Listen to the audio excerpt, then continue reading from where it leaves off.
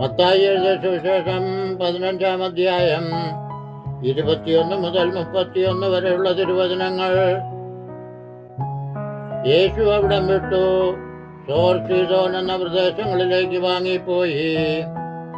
ആ ദേശത്ത് നിന്ന് ഒരു കനാന്യ സ്ത്രീ വന്ന അവനോട്, കർത്താവേ, ദാവീദ് പുത്ര, എന്നോട് കരുണ തോന്നണമേ, എന്റെ മകൾക്ക് ഭൂതോപദ്രവം കഠിനമായിരിക്കുന്നു എന്ന് നിലവിളിച്ചു പറഞ്ഞു.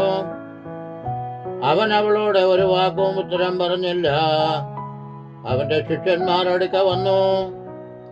അവൾ നമ്മുടെ പിന്നാലെ നിലവിളിച്ചു കൊണ്ടുവരുന്നു, അവളെ പറഞ്ഞയക്കണമേ എന്ന് അവനോട് അപേക്ഷിച്ചു. അതിന് അവൻ, ഇസ്രായേൽ ഗൃഹത്തിലെ കാണാതെ പോയ ആടുകളുടെ അടുക്കലേക്കല്ലാതെ എന്നെ അയച്ചിട്ടില്ല എന്ന ഉത്തരം പറഞ്ഞു. എന്നാൽ അവൾ വന്നു, കർത്താവേ, എന്നെ സഹായിക്കണമേ എന്ന് പറഞ്ഞ് അവനെ നമസ്കരിച്ചു. അവനോ, മക്കളുടെ അപ്പം എടുത്ത് നായ്ക്കുട്ടികൾക്ക് ഇട്ടുകൊടുക്കുന്നത് നന്നല്ല എന്ന് ഉത്തരം പറഞ്ഞു. അതിനെ അവൾ, അതേ കർത്താവേ, നായ്ക്കുട്ടികളും ഉടയവരുടെ മേശയിൽ നിന്ന് വീഴുന്ന നുറുക്കുകൾ തിന്നുന്നുണ്ടല്ലോ എന്ന് പറഞ്ഞു. യേശു അവളോട്, സ്ത്രീയെ, നിന്റെ വിശ്വാസം വലിയത്, നിന്റെ ഇഷ്ടം പോലെ നിനക്ക് ഭവിക്കട്ടെ എന്ന ഉത്തരം പറഞ്ഞു.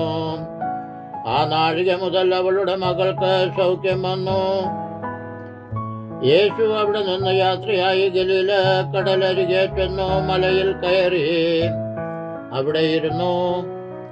വളരെ പുരുഷാരം, മുടന്താർ, കുരുടർ, ഊമർ, കൂനർ മുതലായ പലരെയും അവന്റെ അടുക്കൽ കൊണ്ടുവന്ന് അവന്റെ കാൽക്കൽ വെച്ചു. അവൻ അവരെ സൗഖ്യമാക്കി. ഊമാർ സംസാരിക്കുന്നതും കൂനർ സൗഖ്യമാകുന്നതും മുടന്തർ നടക്കുന്നതും കുരുടർ കാണുന്നതും പുരുഷാരം കണ്ടിട്ട് ആശ്ചര്യപ്പെട്ടു. ഇസ്രായേലിന്റെ ദൈവത്തെ മഹത്വപ്പെടുത്തി.